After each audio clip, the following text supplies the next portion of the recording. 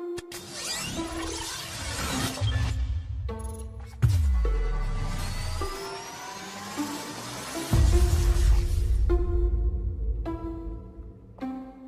following announcement has been paid for by the Six Sided Podcast. It's a tough job, but somebody's got to do it. People have been wondering, what's with the new show? I say, don't call me, I'll call you. And guess what? The phone's ringing, time to pay the tab. What do you think about Impact Wrestling? There's a storied history. In just 2 weeks' time, we'll be having a look back into all of the Impact's past. Think about it. T, the important pieces of Impact's past. N, a new way of producing facts and dispelling fiction. A, all the important notes you need to know about past Impact superstars and why they matter in history. I see it like this, Big Daddy Cool. Everybody thinks they know about the past. Well, Taxman will be giving you all the notes, facts, matches, and truths behind all the past stars of Impact Wrestling.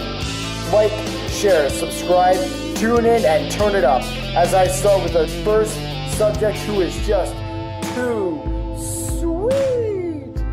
TNA Impact in reverse.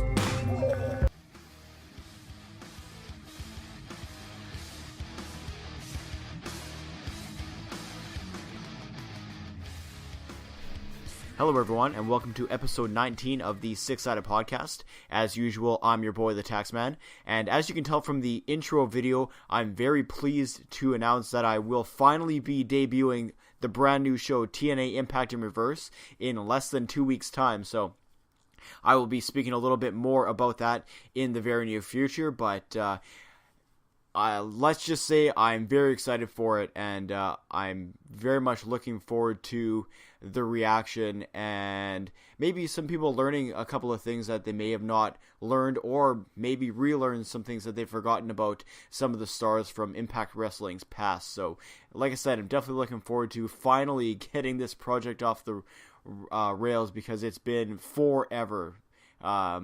Just with everything else going on in my personal life, obviously. So, but yeah, like I said, very excited to be finally debuting that. Less than 2 weeks' time. Let's go. So just before I get any further, I got to give a special shout out to all of our new YouTube subscribers. There's quite a few, because the page is really blowing up in the last couple of weeks. So I just want to say a big thank you to Vanilla Joke, Christian Tess, Morpheus Gaming, Snowball 1985, Kimberly Shaw, Sir Biscuit, Enter Okada, Rated F, Kaylee Stevens, Lucci Club, Kidney Jerk, Loopy Plugs Gaming, Crumpled Plays, Michael Nagy, Confess, Sin Explorers, and KXXG. Thank you all very much for coming aboard. As usual, if you subscribe to the YouTube channel and I can see your profile, this is, of course, if your thing is private, I can't tell who you are, so I can't do it, but if you subscribe to the channel, I definitely make sure to give you a shout out at the start of the next available show. So thank you all for subscribing to me. We have smashed 100 subscribers, so I'm very much looking forward to hitting the next goal and doing something really fun with that as well. So I don't want this intro to go too long in the tooth, so I'm going to hop right into this week's review of Impact Wrestling. So our show kicks off tonight with a Knockouts tag team match. We have the team of Ali and Kiera Hogan facing Su Yung and the Undead Bride, in quotations, Casey Spinelli. Everybody seems to think that. Nobody knows for sure, but I'm going to suspend my disbelief for this one and just say that it's an Undead Bride of a one Su Yung, if you will. So I thought this was a pretty good, entertaining opening match, to be honest with you. The more I see Kiera Hogan work as kind of that fiery babyface, the more I really enjoy where she's come in terms of both character development and in-ring ability. Like, she finally is looks like she's kind of using more of the ring. Previous times you would always kind of see her match take place in one part of the ring. Rather now her offense is kind of spread out throughout the ring, which is nice to see. Gives a good visual on camera, and I'm sure the live crowd enjoys it as well. You just get a better visual impact of her work. So this match, like I said, was quite a bit of fun. Started actually with Kiera Hogan and Ali clearing the walkway of the rest of the undead bridesmaids, whichever you want to call it, before they actually engaged in the match. And Ali ended up getting the win, which was a little bit surprising for me. First, we saw Su Yung hit the panic switch on Kiera Hogan to kind of clear her out of the ring, and while she was admiring her handiwork, Ali hit her with the Codebreaker to get the 1-2-3 pin in the win. And like I said, a little bit interesting that Su Yung would pick up the loss on this one, but it makes sense that you got to beat her eventually, and I guess it makes sense to beat her in a non-title fight. So I'm assuming that this is going to set up an Ali and Su Yung, I guess, well, it's not really a rematch, but another match between the two in the near future. So definitely looking forward to seeing where that goes. But like I said, the one who really impressed me in this match is Kiera Hogan, and I really do enjoy the fact that she seems to be getting more comfortable in the ring. Her character is coming along. She's really showing that fiery side, and it's really a pleasure to watch. And like I said, I've been really blown away by her development in the last few months of Impact tapings. Now, following a backstage Tessa Blanchard promo, we have the OGs come out for their after Slammiversary beatdown of another local jobber team, we'll call them. I don't even know what these guys' names were. I didn't catch it again, just like the other time, but needless to say, they made very short and impressive work of these two. Just Hernandez is just incredible, like. And a homicide ends up getting the pin on the poor hapless jobber. He essentially death drops him from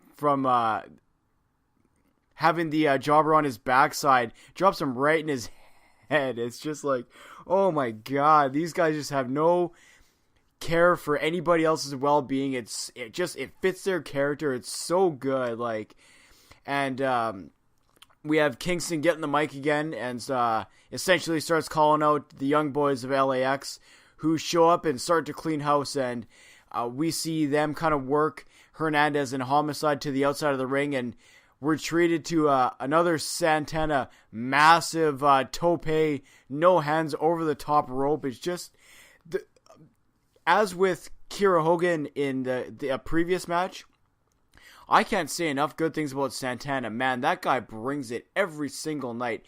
Every single time I see him work, he looks more fluid. He looks more crisp. He looks more just everything. Every time I see him, he looks better. And I thought he was good even last year into their run. And the guy just keeps impressing me. It's incredible to watch, but obviously, this is a big extension of the 5150 street fight that we had at Slammiversary, which, by the way, was incredible. If you haven't seen it, you should definitely check that out and treat yourself. It's a hell of a match, but obviously, this feud between these gentlemen are not done. But I love the interaction when LAX is in the middle of the ring and you have the OGs on the outside, and Don Callis has a quote on commentary saying, like, there's no...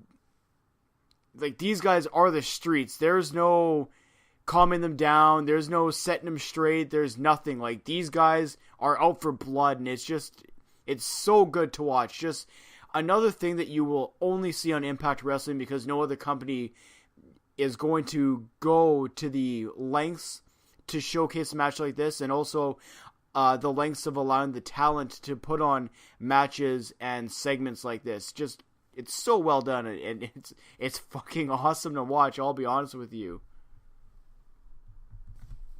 Now, after a GWN segment, which I thought was particularly long this time, but anyways, we had the team of KM and Falaba versus the Desi Hit Squad in a tag team match, and again, I've said it a few times, and I'm probably going to keep saying it, but I love the comedy matchup of KM and Falaba. Like, when I watch their match, I just enjoying it, if that makes sense to you. It just, I can't help but laugh. Like, not laugh at them, like, haha, you guys are terrible or whatever, but laugh at the way that they present themselves and the way that they get the crowd into it. Like, I've never seen a tag team or anybody in particular get the crowd going bananas for a thumbs in the eye spot. It's It's so good, and it's.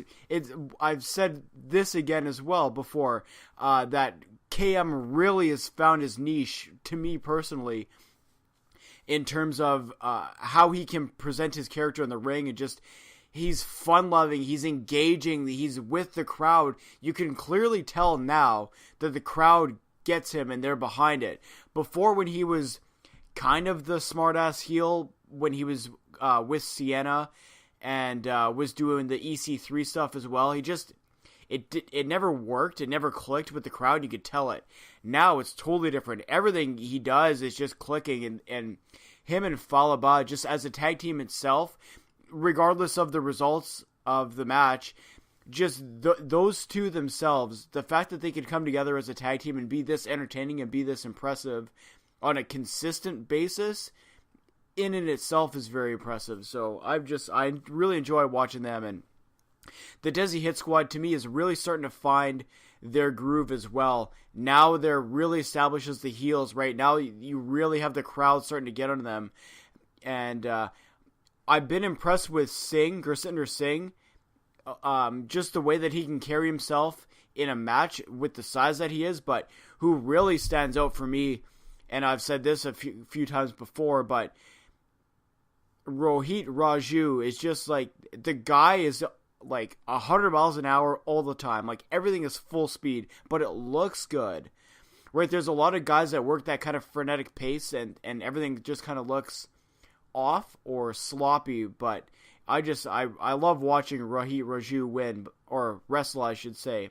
I'm getting ahead of myself here, but anyways, I digress a little bit. After a little bit of reverse interference, Falaba mistakenly trying to get the referee's attention for seemingly no good reason, KM eats a wicked high knee from Rohit Raju, and Gursinder Singh and Rohit Raju end up getting the pin and the win. Desi Hit Squad once again defeating the team of KM and Falaba, who unfortunately are once again going back to the drawing board, it seems. But one other thing I want to mention, just keeping in mind with how the Falaba and KM tag team go as well, the whole I'm not sure what they call it, but rolling over the opponents out of the corner.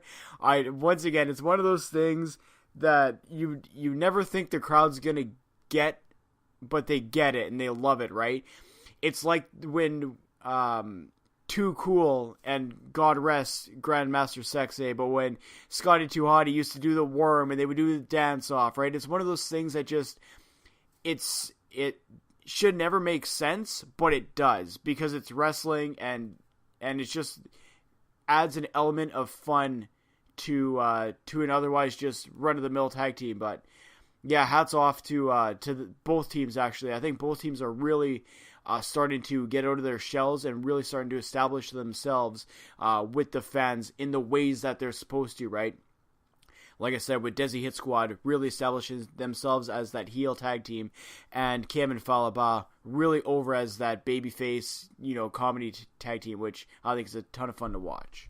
Next up, we had a World Championship title match. Austin Aries defending against up-and-comer Dustin Cameron, who is trained by the great, well, if you want to call him that, Santino Marella, but this match was essentially what everybody thought it would be. Just Aries basically dummying the guy, and just absolutely ragdolled him, toyed around with him for about 5 minutes there, just completely embarrassed the guy, and ends up giving him the brain buster. Austin Aries gives Cameron the brain buster, goes for the pin, 1-2, Aries breaks the counter himself, and goes to give him a second brain buster when Santino Marella, I know that's not his name now, it's actually Anthony Corelli, but the crowd just kept saying Santino. It was just funny to me. But anyways, and I found it odd too, but just as an odd side note, usually the announcers will, say somebody's previous work name or whatever, but they didn't in this case, and I found that a little bit interesting. But anyways, I digress a little bit. Just one of those little things that I pick up in a match. But Sorelli throws in the towel. Obviously, Aries is not having any of it. Sorelli gets in the ring and gives Aries a taste of his own medicine with the low blow, and as Aries is retreating, he gets a nice kendo stick for his troubles, courtesy of Eddie Edwards coming out from the back. So I assume that they're going to be setting up for a Eddie Edwards Austin Aries match, most likely in the near future. So we'll see what happens with that. But just, if you're going to portray Austin Aries as the greatest man in the world, self-made greatest man in the world, and he's just a dick in general, like, this match really puts that over. Like I said, just absolutely dummied, embarrassed the guy, Cameron. It was just what I thought would happen, and just once again to put over the Aries character, I thought that it was a smart way to go. But definitely gonna be looking forward to Aries versus Eddie Edwards for sure. So up next, we had a tag team match. We had the team of Grado and Joe Hendry versus, well, we'll say the pseudo team of Eli Drake and the Cult of Lee. That's Caleb Conley and Trevor Lee. Now, this match was entirely set up to further the storyline between Grado and his sneaking suspicions that Katarina is kind of with Joe Hendry and not with Grado anymore. But getting ahead of myself a little bit, I'm just going to quickly touch on this match. The reason I said pseudo team is because Eli Drake did all the work in this one. He actually had the Cult of Lee fighting over who would be his tag team partner. Ended up being neither of them, as Eli Drake kind of went it alone. And I thought that he looked really, really good. Like, you could tell that it's just a great partnership between Impact and him, that he wants to be there. That's why he signed that long-term deal. And now he's featured in, although this is not, a world title role yet, but he's featured on TV, right? He's getting involved in a storyline. He's part of an angle. Eventually there's going to be a blow-off, and then he's going to move on to something else. But you can tell that they're building something with him. It's not like before he had signed the contract, where he was just kind of twisting in the wind and not really doing anything there. So ends up that Eli Drake gets the win for his quote-unquote team by giving Grado the gravy train, as Katarina and Joe Hendry were distracted on the outside of the ring by the Cult of Lee. So Eli Drake gets the win. As Grado's coming to, he sees Joe Hendry with his hands all over Katarina. So obviously we know where this one will eventually be going, but I do like that they're taking their time to get there. And also it really establishes Joe Hendry to the crowd, because they need, like, not everybody in the crowd is going to know who he is, and they don't have the benefit of weeks of television to get to know who he is, right? With 2 days of tapings, it's a very now sequence of events, so you kind of have to get him established with the crowd so they actually have some sort of reaction to him. So just the way that they're doing it is really good for myself, and I'm looking forward to when that blow-up happens, because my God, Grado can take a leave of absence after this one, in my opinion, and I don't know that he would be sorely missed. But yeah, that's once again just my opinion. But once again, I want to see what Joe Hendry can do coming out of this feud, and if it goes the way I do, I think he could be a really good heel coming out of this one if they do it the proper way. But we'll see where it goes, and just once again, really glad that Eli Drake is back with the company, and like I said, signed a long-term contract as well. Now in our main event of the evening, we had the Lucha Brothers, Fenix and Pentagon Jr. versus the tag team brothers Christ from OVE. And once again, Impact delivers just an absolute dynamite main event match on television. This is a string now of, I want to say, 7 or 8 weeks consistently where the main event is just jaw-dropping. And I like how this match started out. It wasn't as, well, except for the couple of topes at the very front, but it wasn't as flippy. I know it's a shitty term to use, but not as like lucha as a lot of their matches start off, right? For example, like the 4-way match at Slammiversary, it wasn't quite the start of that. It was kind of a slow build where there was a lot of groundwork, right? You had the Chris brothers really trying to expose the masks of Fenix, and really trying to keep that whole, you disrespected Sami Callihan by shaving his head, we're going to disrespect you by grabbing your masks theme. And just the way that they kept going to that, the way that they kept a lot of things on the ground, there was a spot, or there was a time when the Chris brothers did such a great job of isolating Fenix in their corner and just showing that rabid dog mentality of like, these two are just not really pawns of Sami Callihan, but they're out for blood with Sami Callihan.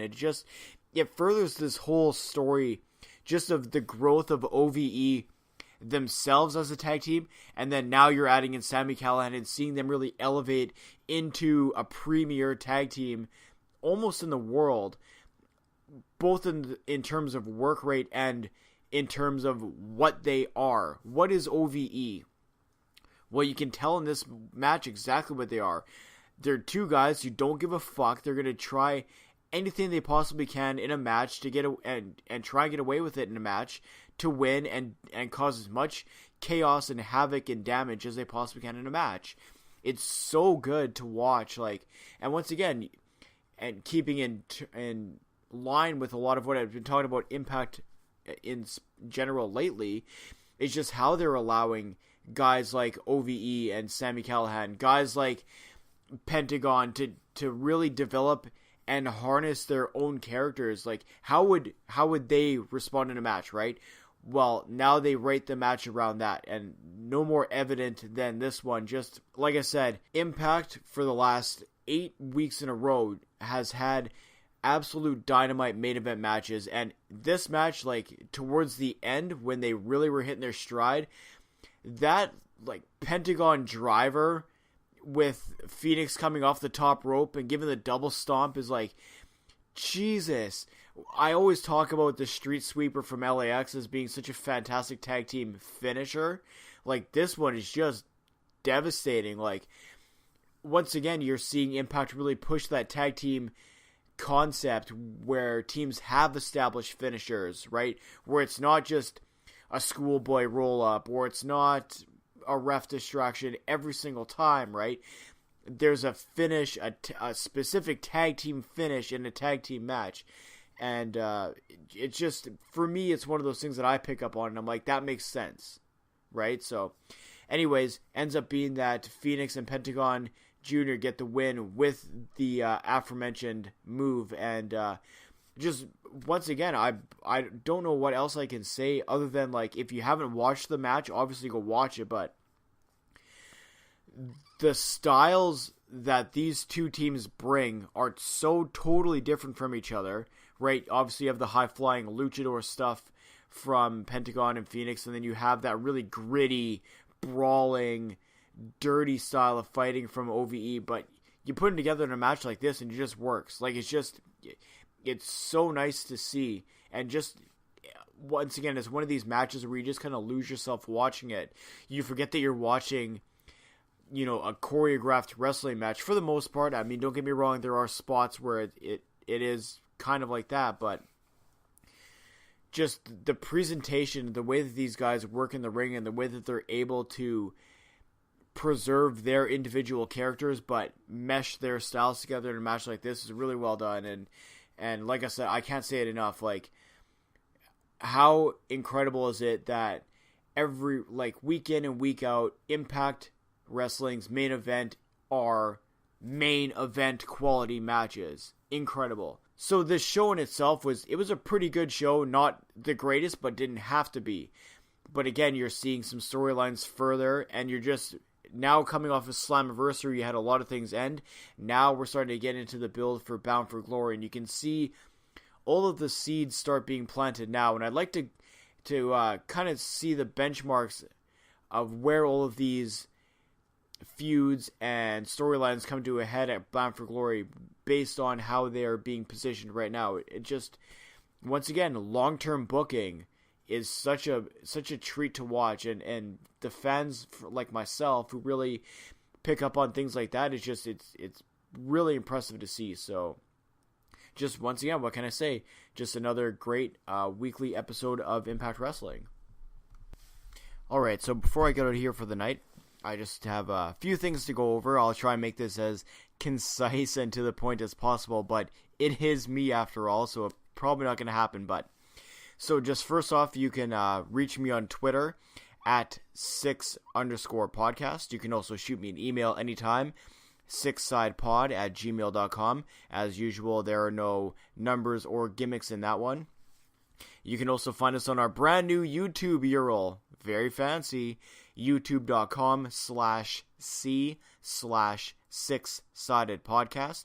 And I'm very happy to say that by the time this hits, well, it depends when you're listening to it, but by the time the weekend is over, at least, you will be able to download the Six-Sided Podcast on iTunes or RSS feeds, or basically anywhere else that you find, steal, share, or whatever with your favorite podcast. So that information I will be putting up on Twitter as soon as it becomes readily available. Right now it's through Audio Boom, but once once that's available, I will get that out to you guys immediately. So you have multiple reasons not to listen to this show, and more importantly, multiple reasons to enjoy yourself, hopefully as much as I enjoy putting this one together. Also got to give a quick shout out to my friends at Daily Smart Mark.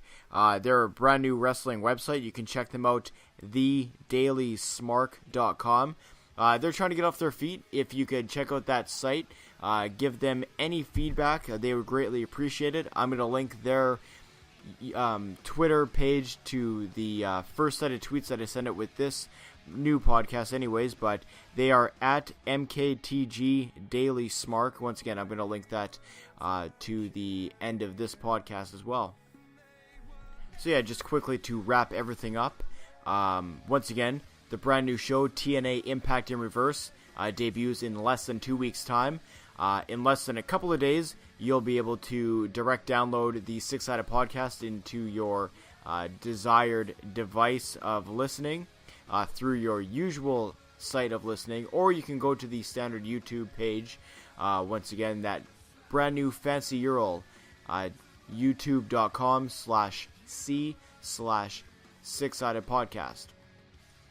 So for myself, the Taxman, for my good friends, or for my new good friends at the Daily Smart Mark, and for everyone who I usually associate with on Twitter, I will say take care of yourselves and each other. Good night, everyone.